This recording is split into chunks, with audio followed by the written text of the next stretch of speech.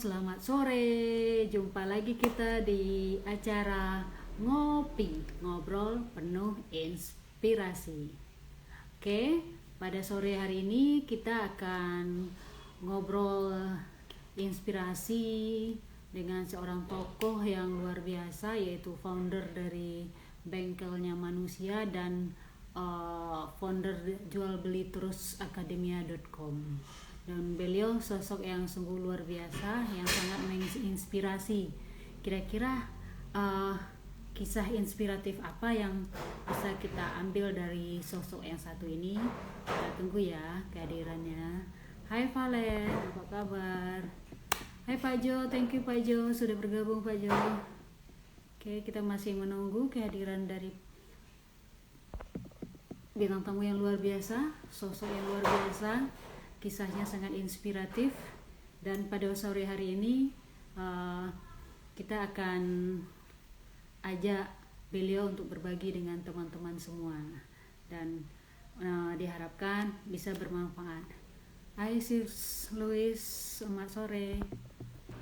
Oke, mudah-mudahan, thank you Sis Louis, ini teman-teman yang luar biasa. Oke, mudah-mudahan sinyal pada sore hari ini bersahabat, karena Padang kalau diguyur hujan susah sinyalnya. Oke, baik. Kita tunggu, masih menunggu. Topik kita kali ini yaitu pencapaian itu tidak melulu mengenai harta. Ya, harus selalu semangat Pak RT. Ya, Sis Louis harus selalu bersemangat, karena kita tetap bersemangat dalam berbagi kebaikan. Oke, topik kita kali ini yaitu hidup itu harus berbagi, dan tidak melulu mengenai pencapaian kita, tidak melulu mengenai harta benda. Memberikan jasa atau memberikan pelayanan yang luar biasa kepada orang lain itu sudah sungguh sangat berharga. Oke, kita masih nunggu kehadirannya sosok yang luar biasa. Bentar ya, saya coba. Oke, saya sudah hubungi. Oke, bentar.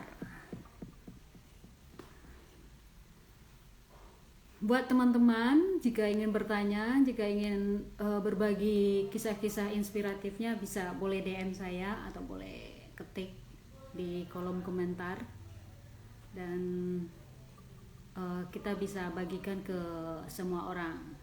Karena jujur selama ini saya tidak pernah berbagi terhadap apa yang sudah saya alami, namun sejak kenal mentor-mentor yang luar biasa, dan saya lalu berbagi tentang pengalaman mereka, baik pahit ataupun menyenangkan atau kisah inspiratif yang lainnya, saya mulai untuk berbagi di media sosial saya. Karena kalau dulu masih berpikir apa ini, terlalu memikirkan apa kata orang. Tapi semenjak saya kenal dengan mentor-mentor humble, mentor-mentor hebat, nah saya mulai menulis apa yang sudah saya alami, kepahitan-kepahitan apa yang sudah saya alami. Dan ingat, ini bukan meminta belas kasih atau ingin dikasihani, tidak, tetapi semata-mata ingin berbagi. Seandainya teman-teman punya pengalaman yang sama, berarti halo teman, kita tidak sendirian, kita bisa sama-sama melewatinya, seperti itu.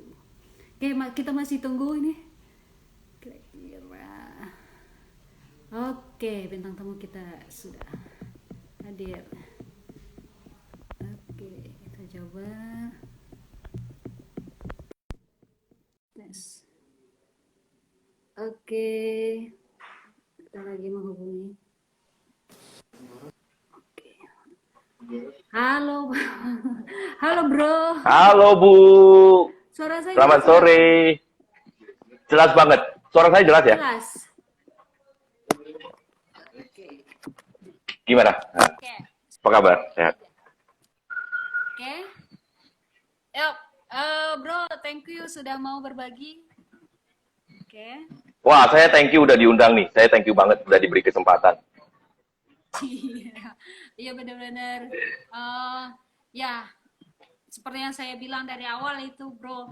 Sebelumnya saya juga nggak pernah nulis di media sosial apa yang saya alami, kendala-kendala apa yang saya alami. Cuma sejak kenal dengan mentor-mentor humble, mentor-mentor hebat di VP 1001, jadi saya tergerak juga untuk menulis. Jadi bukan untuk dikasihani, tidak, tetapi juga menyemangati teman-teman di luar sana bahwa kita tidak sendirian gitu. Benar, benar banget, benar banget. Dirinya dan kisah apa yang bisa di-sharing buat teman-teman saya hari ini. Ya, sore teman-teman, ini ada kebetulan juga ada Bro Jonathan. Halo sore Bro, ya nama saya Junianto Tunggal. Terlahir dari keluarga dulu saya lumayan ya, karena kakek saya itu lumayan kaya lah. Saya terlahir di keluarga yang punya 4 kapal. Punya toko emas, punya kebun cengkeh, punya kebun jeruk, dan banyak lah. Cuman di waktu SMA saya sudah harus berjuang sendiri karena papa kolaps, bangkrut. Ya perjalanan hidup saya ya dimulai dari SMP saya sudah mulai ngajar private, ngajar les. Karena sudah harus menghidupi sendiri. SMA saya sudah berjualan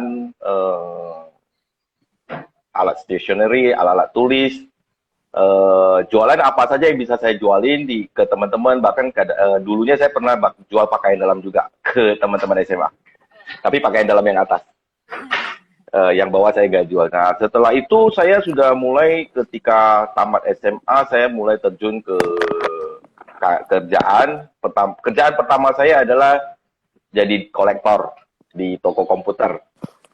Dari sana saya mulai dan berjuang sendiri sampai saya mencapai karir jadi regional sales manager untuk distribusi handphone. Saya megang areal Indonesia Barat, which is seluruh Sumatera itu saya handle. Jadi setiap minggu saya kerjanya ya terbang sana, terbang sini. Kalau ke Aceh, Batam, Pekanbaru, Padang, Bengkulu, Lampung, Palembang. Kerjaan saya setiap minggu itulah. Hanya ada di Medan, di rumah itu Sabtu, Minggu, Senin. Seninnya meeting. Nanti kadang sebulan sekali ke Jakarta. Nah, tapi pada saat itu karena saya berjuang sendiri, saya merasa diri saya sendiri yang mampu, saya merasa diri saya sendiri yang menghasilkan, kesombongan diri saya naik. Keangkuhan saya sangat-sangat luar biasa. Saya rasa sih kalau orang kaya sombong wajar ya. Tapi kita sudah miskin, sombong lagi. Maksudnya pada saat itu kita merasa kaya, padahal kan kita cuma orang kerja. Ya memang gaji gede, cuman kan kita masih orang kerja kan. Tapi kita udah berasa, udah dunia ini milik kita. Di sanalah mulai di beberapa tahun sebelum saya mencapai regional manager, beberapa kali ujian sudah datang. Saya usaha apapun gagal. Pernah punya pabriknya, karyawan saya 24, seminggu saya keluar celana 3.000 piece, seminggu 3.000 piece ya celana saya bisa produksi, tapi tidak bertahan lama, karena cara saya memimpin, cara saya menjalankan itu dengan keangkuhan dan kesombongan, which is itu tidak layak di mata Tuhan, dan saya dijatuhkan pada saat itu. Saya harus kembali lagi ke titik nol, saya coba berjuang lagi, namun karena sikap dan attitude saya yang di dalam ini sebelum saya perbaiki, Tuhan masih tidak mengizinkan saya untuk berdiri lagi. Jadi saya punya prinsip kalau misalnya kadang-kadang hidup ini kamu sudah tidak kuat untuk berdiri, berlututlah dan berdoa kepada Tuhan. Karena mungkin Tuhan butuh hanya kamu doa, bukan butuh kamu memamerkan apa yang kamu punya. Tuhan hanya butuh kamu sujud, kamu meminta apapun yang kamu inginkan, kamu sujud dengan kerendahan hati kamu minta ke Tuhan. Tuhan akan beri pelan-pelan, tapi tidak akan serta-merta langsung memberi.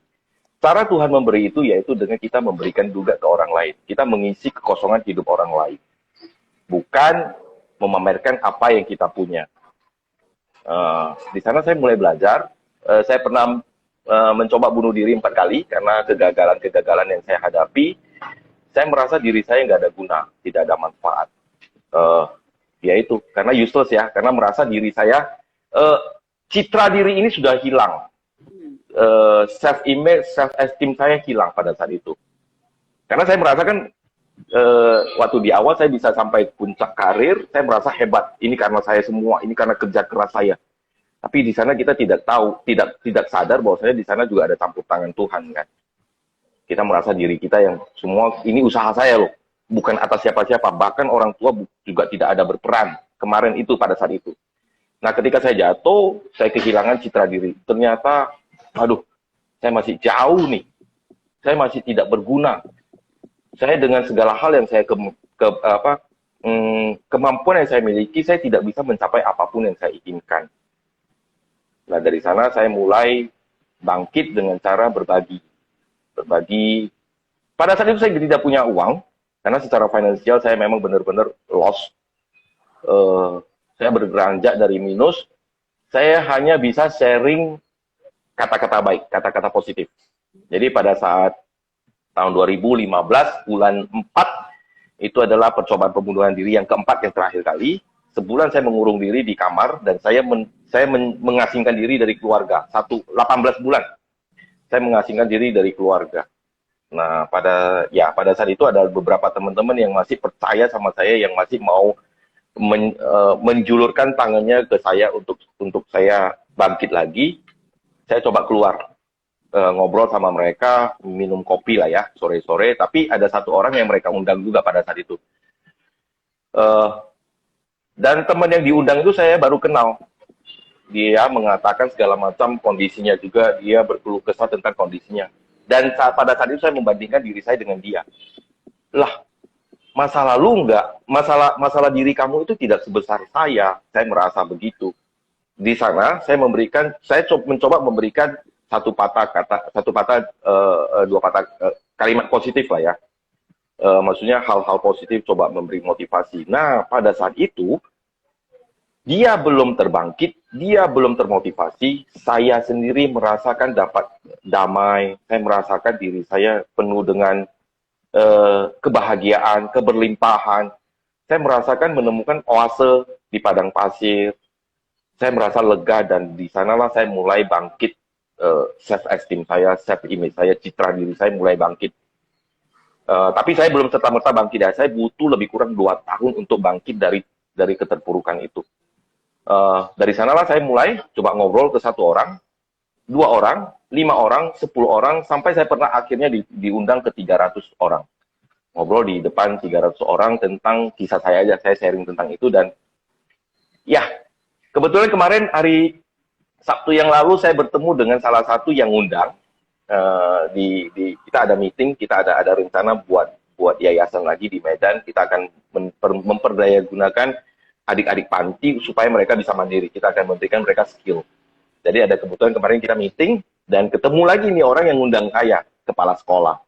Dia bilang, saya pengen ngundang kamu lagi di sekolah karena ada beberapa anak didik saya, mereka minta kamu datang lagi. Saya bilang saya siap kapan saja untuk berbagi ke adik-adik. Jadi fokus saya sekarang adalah lebih banyak ke dunia pendidikan, dunia kesehatan, dan lingkungan hidup. Tapi dunia pendidikan menjadi salah satu fokus saya. Karena saya tahu mengentaskan kemiskinan itu satu-satunya cara hanya dengan pendidikan. Memberikan mereka skill, memberikan mereka ilmu pengetahuan agar mereka bisa mandiri. Jadi dalam 3 bulan ke depan ini kita akan dirikan pusat pelatihan untuk adik-adik bisa hidroponik, gunting rambut, jadi barista, dan jadi tukang jahit. Wow, keren. Iya, ini Sis Lois juga ngacungin jempol nih dunia pendidikan. Saya senang juga dengarnya karena saya juga bergerak di bidang pendidikan juga gitu, Bro. Oke. Terus Bro, ketika gagal, ibaratnya ketika Bro gagal bunuh diri keempat kalinya itu, terus apa sebenarnya yang jadi pertanyaan saya yang ada di benak Bro waktu itu ketika gagal itu apa gitu? Makanya kok bisa gagal gitu. Nah, yaitu kita kalau menurut statistik atau menurut penelitian, kita satu hari itu berbicara 15.000 kali kepada diri sendiri. 15.000 kali.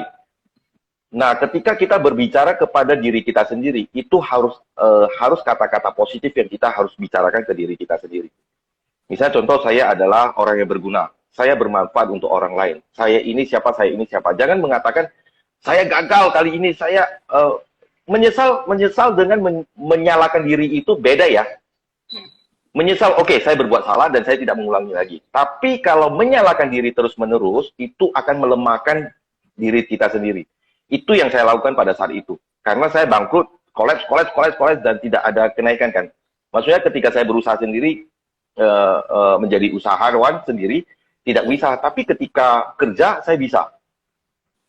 Kerja saya bisa menghasilkan buat orang lain. Tapi kalau saya usaha sendiri, saya selalu gagal. Total selama 25 tahun saya karir, kerjaan yang saya pindah itu 18 kali. Usaha saya yang kerjakan itu lebih kurang ada 8. Dan semua 8 usaha itu gagal. Saya pernah buka lapak di pasar. Jadi sini kita pasang mic. Terus saya demo alat-alat masak di pasar. Buka lapak jam 4:30 saya udah bangun. Sampai jam 12 itu juga pernah saya kerjakan. Itu kolaps. Saya pernah usaha karangan bunga juga kolaps.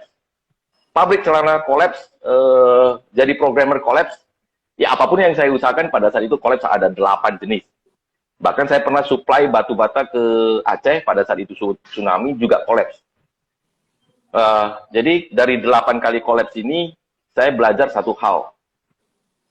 Jalan kita, cara-cara kita berusaha, niat kita, intensi kita, kalau untuk memperkaya diri sendiri, hanya untuk bermanfaat diri sendiri, itu pasti tidak akan diizinkan.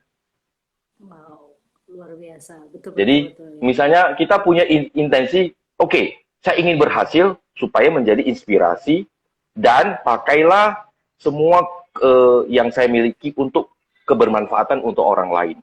Itu pasti akan lebih bernilai, akan lebih bermakna dan lebih diizinkan di mata Tuhan. Tuhan akan memberikan jalannya.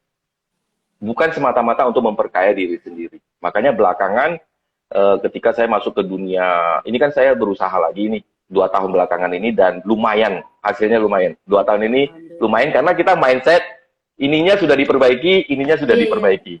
Benar.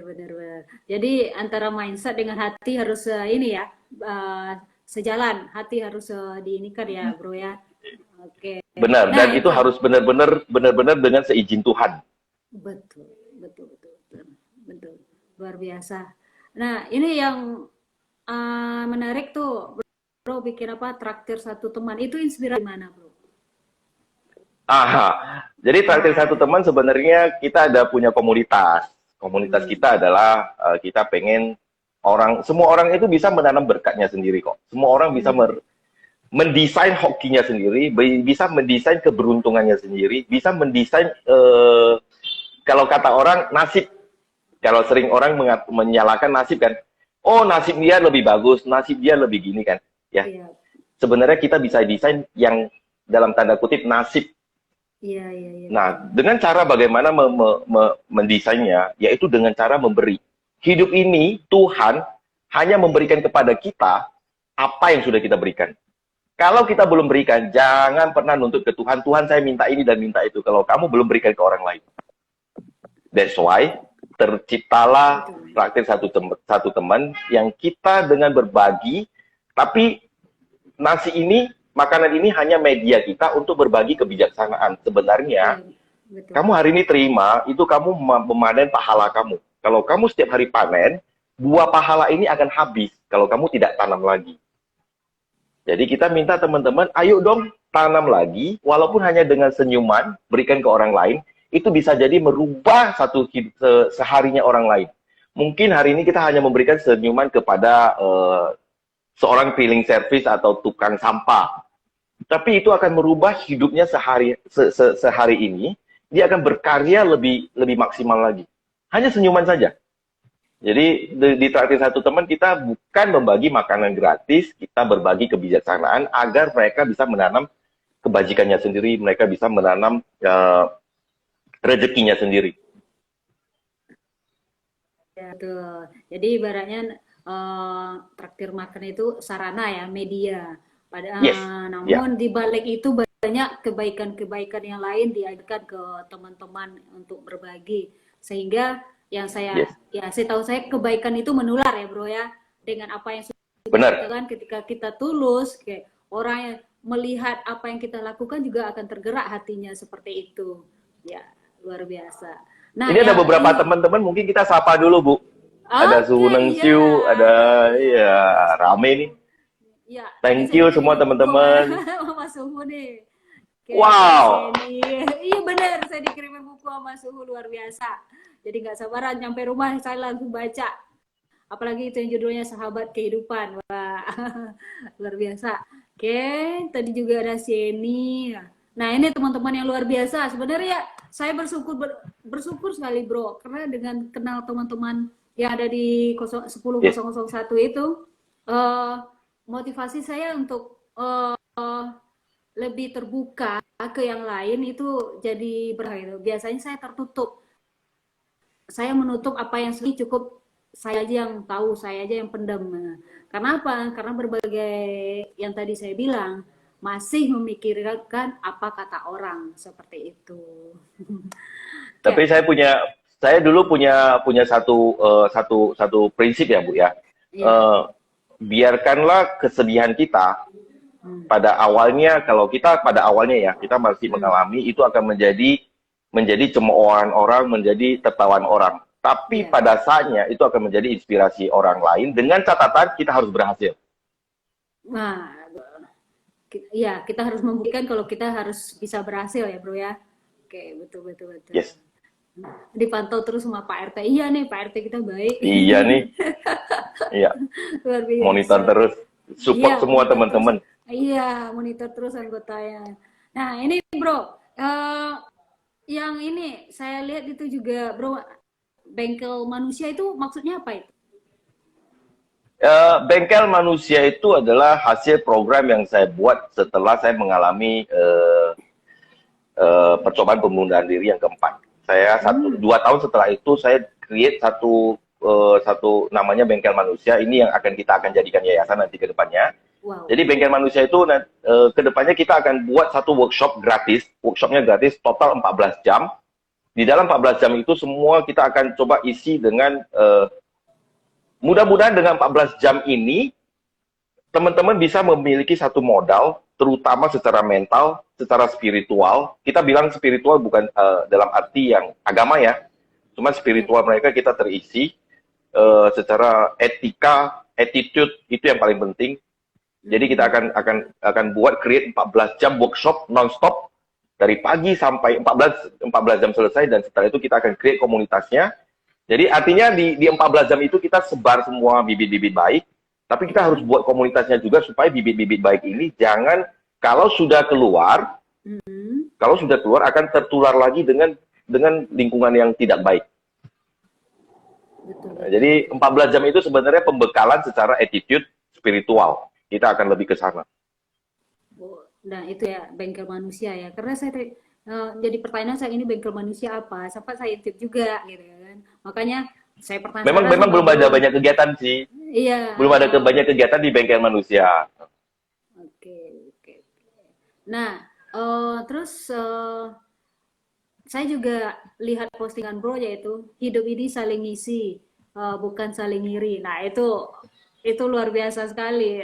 Dari mana dapat kalimat itu? Ya itu Bu, kemarin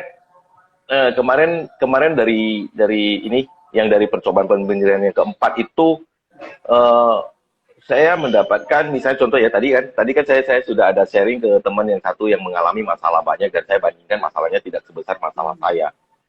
Dan di sana saya ada satu hal yang bisa saya isi. Ya, betul. Semua orang punya kelemahan Bu, tapi diri semua orang punya kelebihan. Nah, kelebihan dan kelemahan ini yang kita harus saling isi. Contoh Bu, ini saya ambil dari uang kuno yang dulu, ada tahu Ibu yang bundar di dalam peta. Ada. Tahu. Nah, kita ambil filosofi. Saya belajar dari filosofi uang kuno itu. Kenapa bundarnya di luar, petanya di dalam? Petanya di dalam. Nah, bukan peta yang di luar atau bundar yang di dalam, bukan begitu.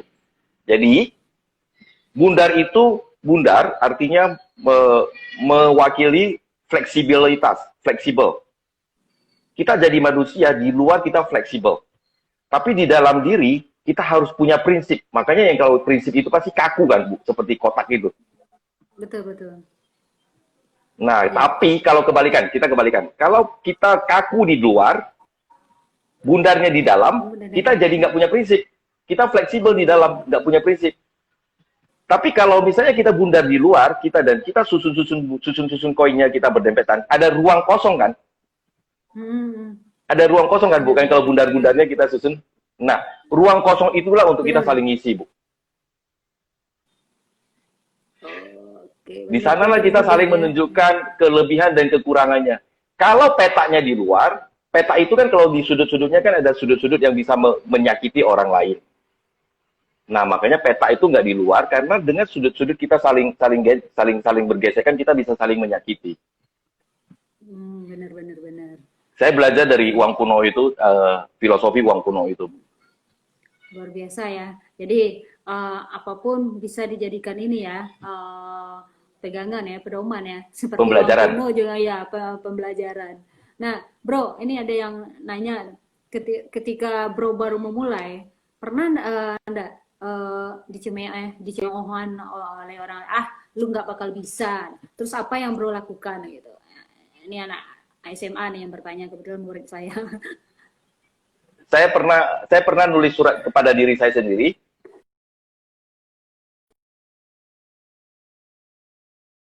Banyak orang yang meremehkan diri kamu.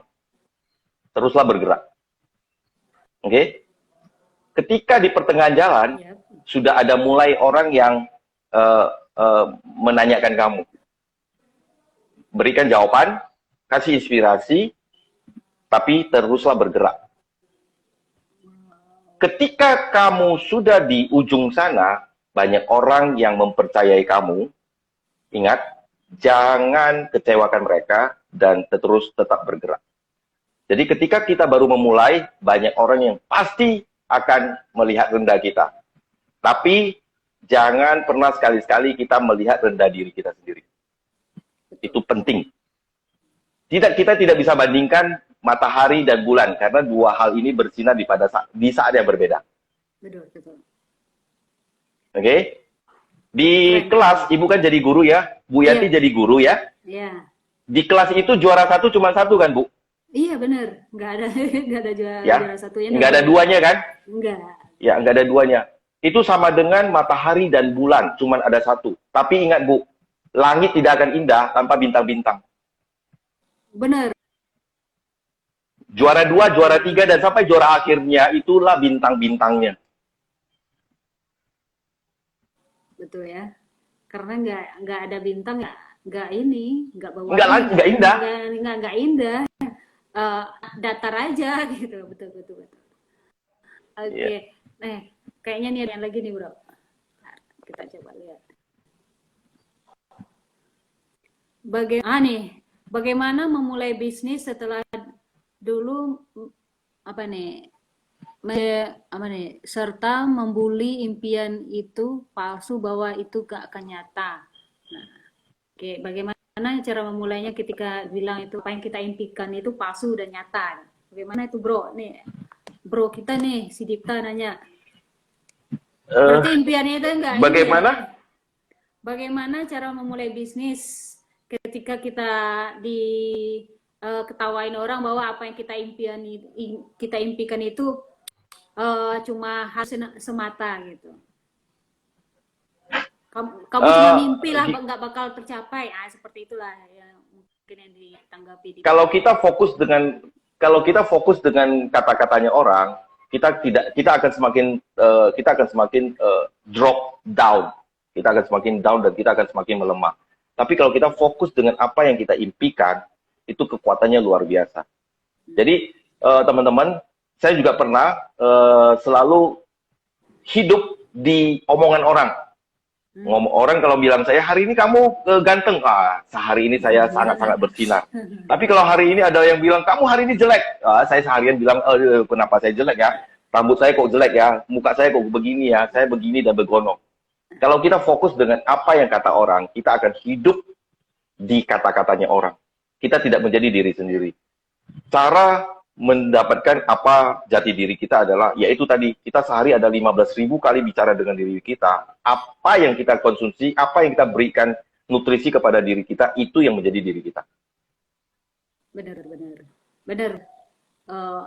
Saya juga pernah itu. Tiap pagi saya bilang ke cermin, oke, pagi ini oke, Yati, kamu sebagai guru, kamu harus bisa menyemangati murid-muridmu, dan itu saya lakukan tiap pagi. Jadi itu sebagai afirmasi positif buat kita gitu. Jadi setidaknya Yes, semangat itu yang akan membantu kita untuk mewujudkan apa yang kita impikan. Seperti itu ya bro ya.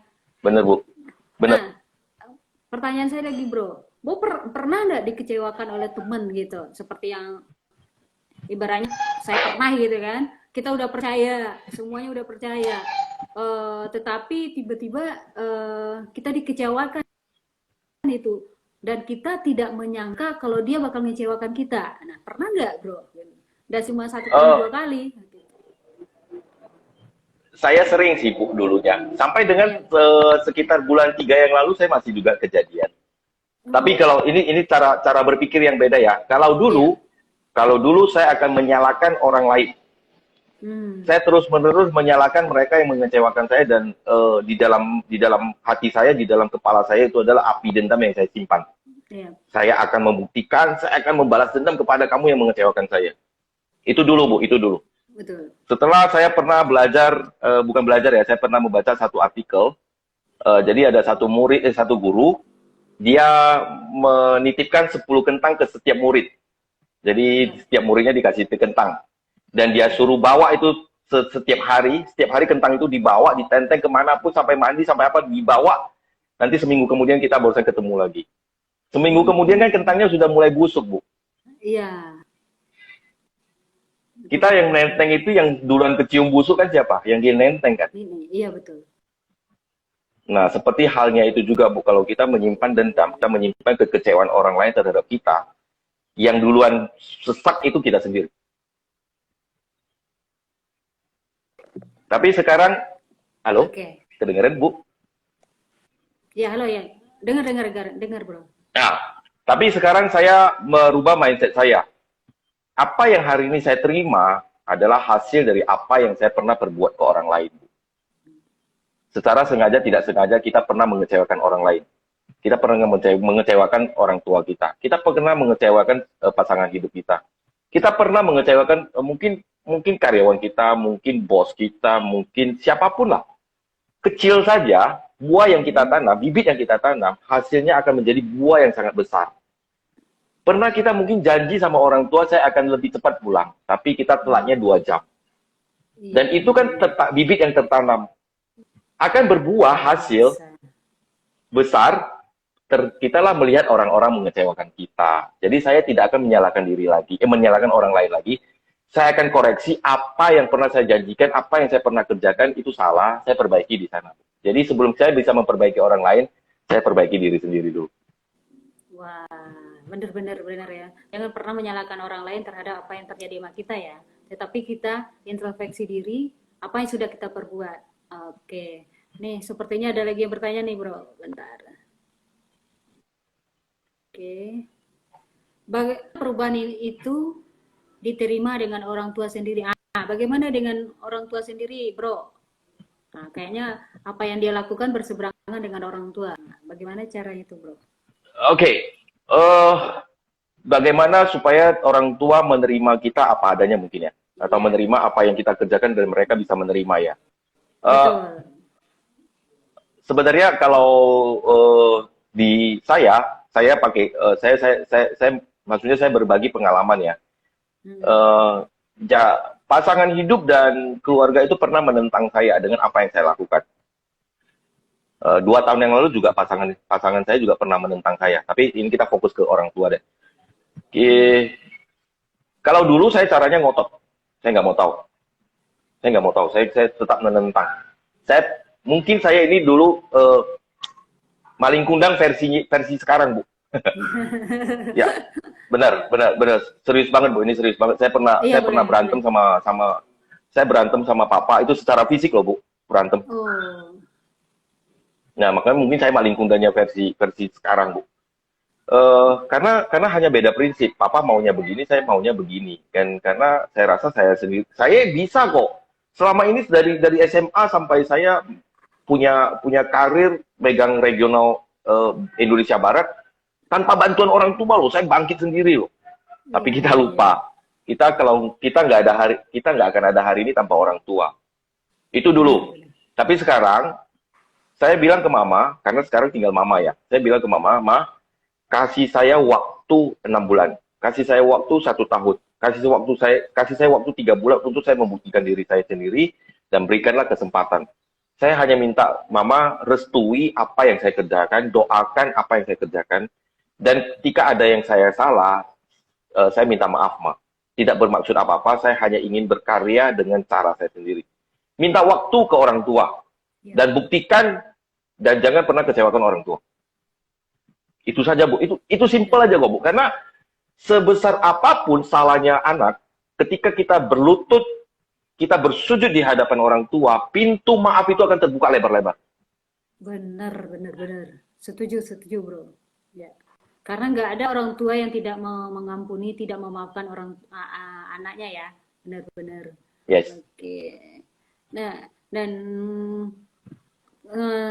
kalau saya lihat tadi, ibaratnya ketika Bro, teringat saya apa yang dibilang oleh Bro, oleh Kotomi, bahwa kita harus menghilangkan keakuan kita ya, Bro ya, keakuan. Nah, benar.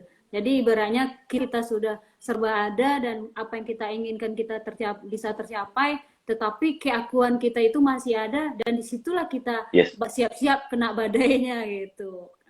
Ya, dihajar lagi sama Tuhan. Iya, dihajar lagi sama Tuhan ya. Jadi nggak, apa yang sudah kita terima itu semata-mata juga seizin Tuhan gitu. Nah, yes, benar. Ya. Nah, Bro, apa lagi kisah kreatif yang bisa dibagikan nih selain? Nah, tadi saya pengen. Bentar, Bro. Setelah melakukan kebaikan itu, apa yang terasa, yang Bro rasakan setelah melakukan berbagai perbuatan baik? Yang pertama Bro rasakan itu apa gitu? Kalau saya sih sebenarnya ketenangan gitu. Kalau saya yaitu yang tadi citra diri saya menemukan citra diri saya menemukan tujuan hidup saya adalah Tuhan memakai hidup saya untuk bermanfaat untuk orang lain. Dan itu saya ketemukan ketika saya di titik terendah. Dan ketika saya mengisi, saya menjadikan tujuan hidup saya. Ini kan saya dapat nih tujuan hidup saya, callingnya saya, purpose-nya saya ketemu. Nah, saya hanya menjadi peran yang diberikan Tuhan kepada saya, itu saja, Bu. Tanpa misalnya contoh ya, bukan maksudnya ketika saya melakukan, saya bukannya tidak bahagia atau tidak bahagia ya, tapi saya hanya benar-benar berperan seperti apa yang Tuhan berikan. Peran saya ini adalah yang diberikan Tuhan adalah saya membantu orang banyak melalui apa yang saya dapat, melalui apa yang saya alami, saya bantu orang lain. Saya hanya memenuhi peran itu aja, Bu. Jadi kadang-kadang ketika saya dapat tugas, dapat kesempatan untuk membantu orang banyak, ya saya merasa saya menyelesaikan tugas yang sudah diberikan kepada saya. Ketika kita misalnya contoh ya, bahkan seorang misalnya contoh kita dapat tugas nih dari mama, JT kamu ke toko seberang tolong beliin minyak. Pulang kita menyelesaikan tugas, apa yang kita rasakan? Kita senang kan? Senang ya, benar. Sebatas itu saja, Bu. Saya menyelesaikan tugas apa yang sudah diberikan kepada saya. Dan maksudnya dan ketika ada yang datang singgah di kehidupan kita, walaupun hanya sekedar WhatsApp, minta bantuan, itu bukan hal yang kebetulan. Pasti ada yang sudah disampaikan kepada kita, mengapa mereka harus sampai di kehidupan kita. Lakukan saja tugas kita. Benar. Setuju dengan Bro. Karena nggak ada kebetulan, pasti Tuhan sudah ibaratnya menggariskan kita ya. Kita layani, kita sebagai pelayan Tuhan. Ya, tugasnya berbuat kebaikan. Nah, oke, luar biasa. Terus apa lagi nih, Bro? Kisah inspiratifnya yang bisa dibagi? Juga, tadi kemarin saya belum sempat ngobrol sih. Kemarin sebenarnya setelah saya percobaan pembunuhan diri tahun 2015 bulan 4 itu. Di tahun 2017 saya sebenarnya kena masalah lagi. Ya, oke, boleh. Dan kali itu saya mulai dengan kesombongan.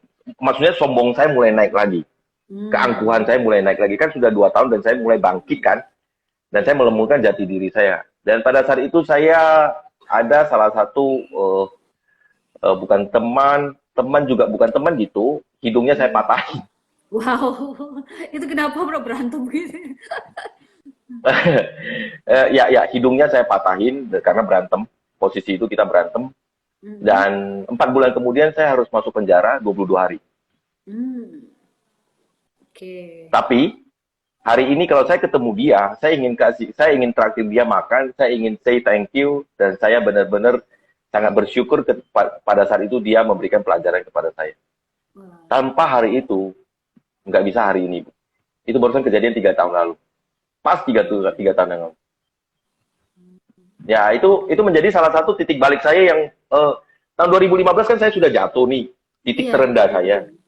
Tahun 2017 itu saya mulai naik, tapi kan 2017 itu baru naik, tapi kena hantam lagi dengan apa yang saya kerjakan. Turun lagi, tapi setelah momen itu menjadi booster saya untuk naik ke atas lagi semakin tinggi. Justru momen 2017 itu adalah salah satu booster saya melejit lebih tinggi, rebound lebih tinggi, melambung lebih tinggi. Karena di tahun 2017 itu latihan bagi saya untuk menghilangkan ego saya. Kita tahu ketika kita mau terbang tinggi, salah satu yang membuat kita berat untuk terbang tinggi adalah ego kita. Luar biasa. Iya, benar-benar. Ego kita yang harus kita inikan ya. Kita kendalikan, jangan sampai kita yang dikendalikan oleh ego. Luar biasa. Dan di dalam 2017 itu hanya cukup 22 hari ego saya mulai mengenali ego saya masih ada. Nah, dan dari sana saya mulai dengan melayani adik-adik panti asuhan. Dengan melayani orang, saya berlatih untuk menghilangkan ego saya adalah dengan cara melayani orang lain.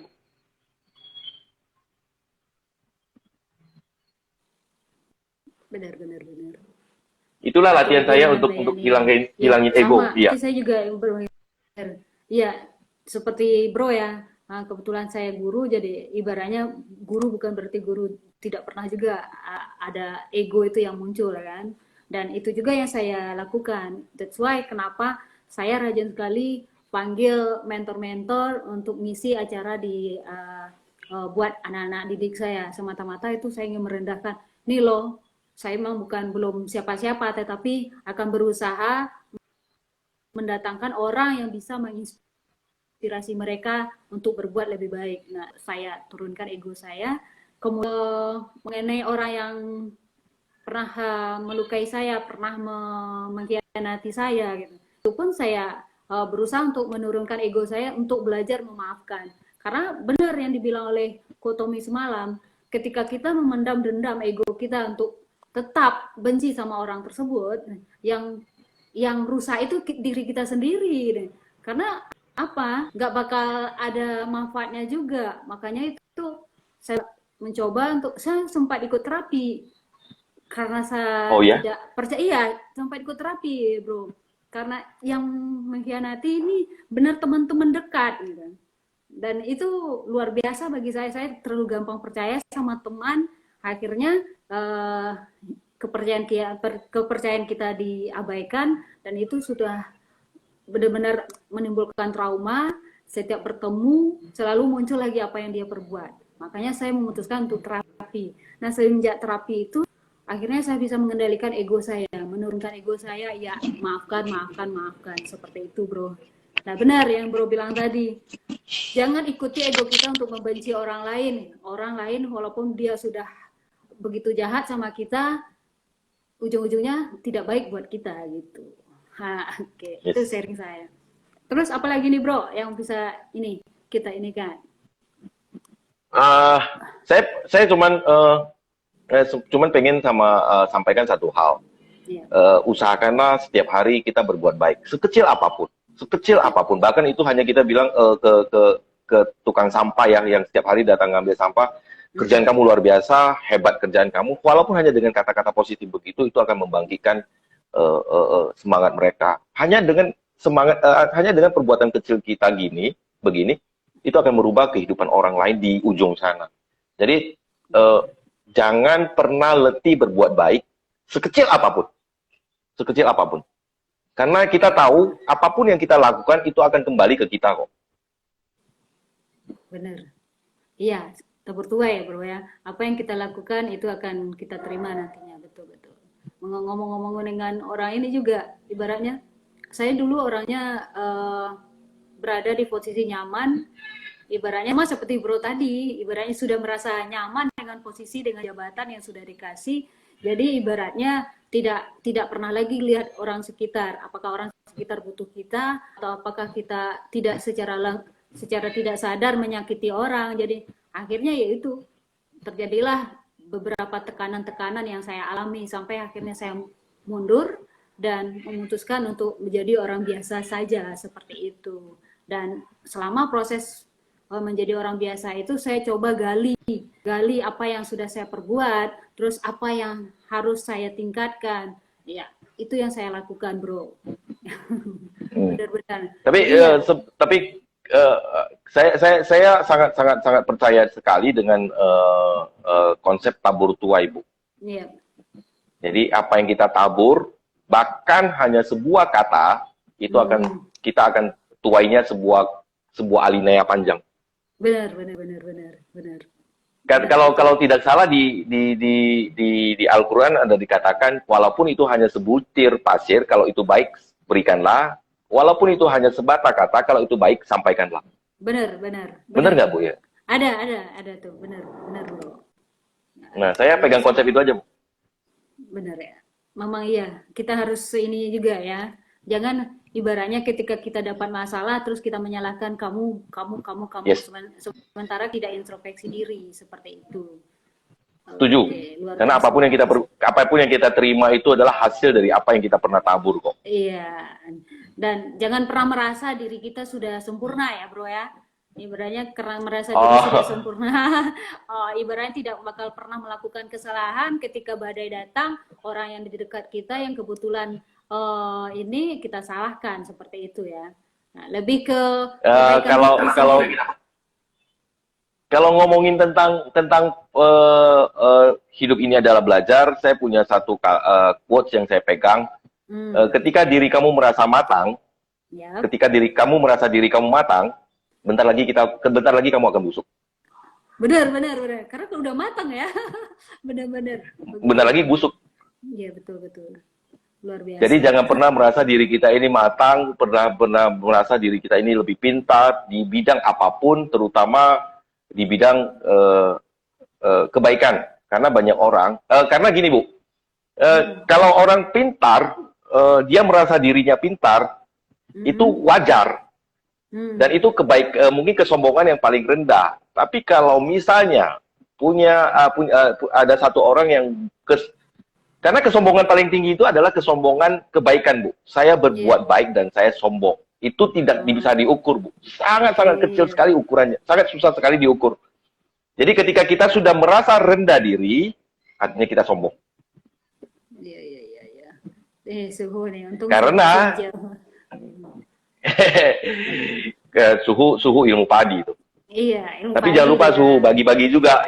Nah, jangan lupa juga ilmu bagi-bagi. Betul. Ya, terus jadi prinsipnya ada gini nih Bu. Kerendahan diri itu, kerendahan hati itu maksudnya kerendahan hati itu seperti pakaian dalam. Penting, tapi bukan untuk diperlihatkan. Ya. Betul. Jadi jangan pernah merasa diri ini sudah cukup rendah hati. Teruslah belajar untuk rendah hati, teruslah tetap melayani, teruslah menjadi terang untuk orang lain. Wah, luar biasa. Oke. Rendah hati. Saya juga belajar, saya barusan 2-3 tahun ini coba belajar untuk berbuat baik, belajar bagaimana kita menghargai jodoh, karena kita bisa bertemu itu juga karena jodoh, kita bisa berkomunikasi juga semua karena jodoh. Ya kita harus menghargai yang namanya jodoh ini. Karena ya ini, Tuhan mengirimkan jodoh ini bukan secara kebetulan. Pasti ada sesuatu yang kita bisa belajar.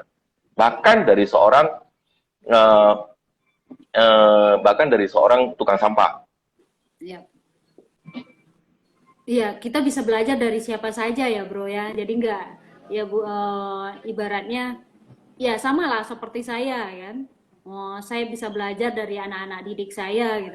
Nah, maksudnya gini, ketika anak-anak didik itu nakal, bandel gitu kan, pasti ada sesuatu yang harus saya pelajari dari diri beliau gitu. Kenapa dia bandel, kenapa dia nakal. Jadi itu yang saya pelajari gitu. Apa masalahnya segala macamnya. Jadi dengan kasus yang ada pada anak ini, jadi saya seandainya terjadi lagi kasus setelah itu, saya bisa mengatasi. Nah, itu saya bilang tadi, belajar bisa sama siapa saja itu. Oke. Bro, 10 menit Ini lagi rame nih. bro. Iya ramai.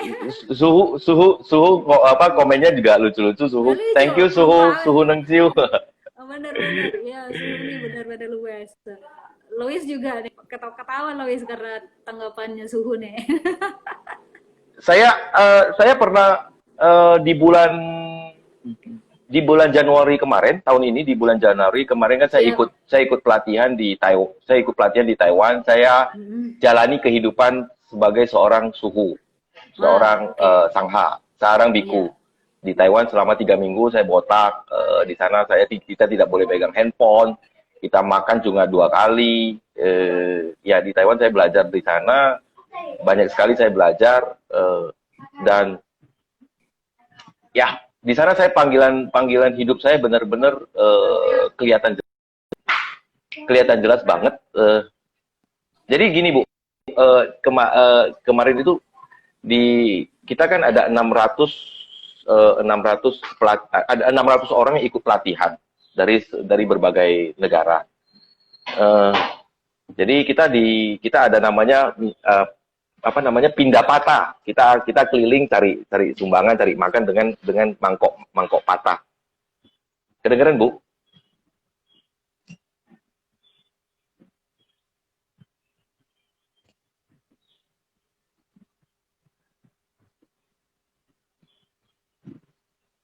Nggak kedengeran Bu? Halo? Atau di tempat saya yang error ya? Teman-teman kedengeran nggak ya? Teman-teman kedengeran suara saya?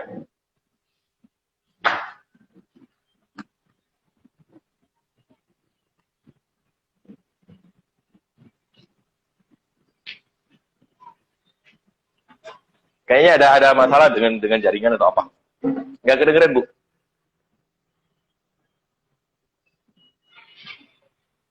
Oh, jelas ya. Cuman saya nggak kedengeran Bu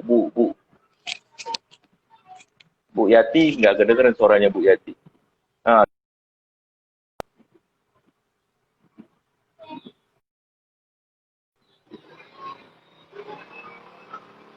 ini kayaknya kita disuruh live sekali lagi Bu ini Bu. Bu Yati coba copot dulu headsetnya dicopot dulu, jangan dipakai.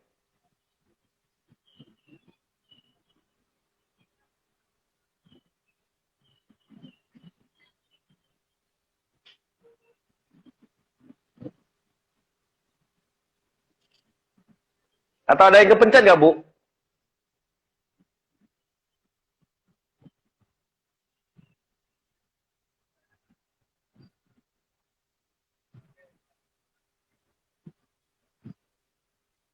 Nah, ya jadi gini Bu ya, mungkin saya nanti coba sambil Ibu Bu Yati di sana coba kutak-katik apa yang salah.